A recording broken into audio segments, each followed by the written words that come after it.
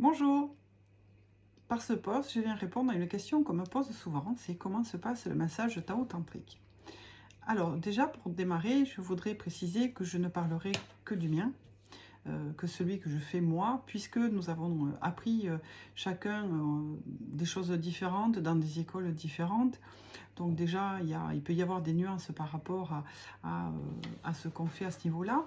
Et ensuite, et surtout, je dirais, on a tous une façon de faire, on a tous un toucher particulier, on a tous des ressentis différents. Et donc, on va changer notre massage par rapport à ça, on va l'améliorer ou on va le faire à notre ressenti. C'est ce qui fait qu'ils vont tous être différents parce qu'on a tous une énergie différente, un toucher différent et selon les personnes aussi, on ne fait pas forcément, voilà, c'est pas un protocole tac tac tac, c'est pas des gestes répétés de façon machinale, non, puisqu'en fait dans le massage, on rentre.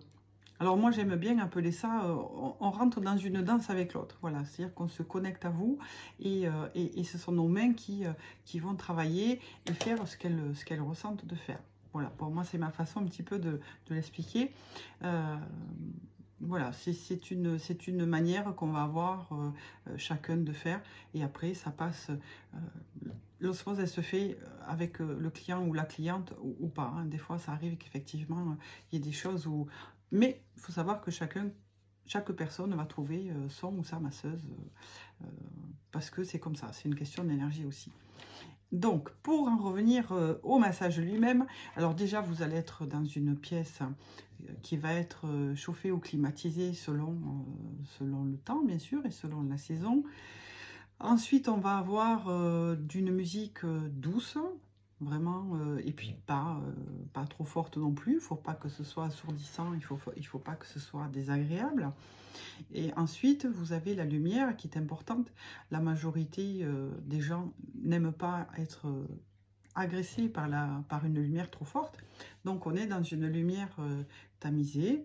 Voilà, vous avez vraiment le sentiment d'être dans un endroit un petit peu hors du temps et un petit peu hors de tout, quoi. C'est vraiment, vous partez pour un voyage. Voilà. Ensuite, au niveau du massage lui-même, c'est un massage qui est très doux, qui est très enveloppant aussi, qui peut être très lent. Alors, il y a ce qu'on appelle un toucher yin et yang. Alors, il y a des moments où le toucher va être un petit peu plus fort, mais il est quand même pas, on n'est pas sur du massage taille, pas du tout. Et vous avez les mouvements yin qui sont vraiment très doux et qui pourraient presque s'apparenter à des caresses. Voilà, c'est un petit peu ce toucher-là, très doux. Ça peut être très maternant aussi, voilà. Pour ce qui est du massage lui-même, ensuite, en termes de physique, j'ai fait un petit dessin. Alors ça, c'est quelqu'un de profil, hein. Je précise. Donc, pour le massage que je pratique moi, donc je suis l'énergie hein, du corps. Alors, je démarre par le sommet du crâne. Alors, donc là, on est sur l'arrière hein, du corps, hein, donc là, on est sur le dos. Voilà, donc je démarre par la tête et je termine par les pieds.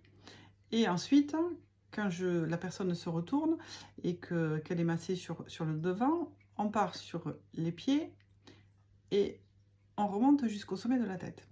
Et en fait, on suit tout simplement, hop,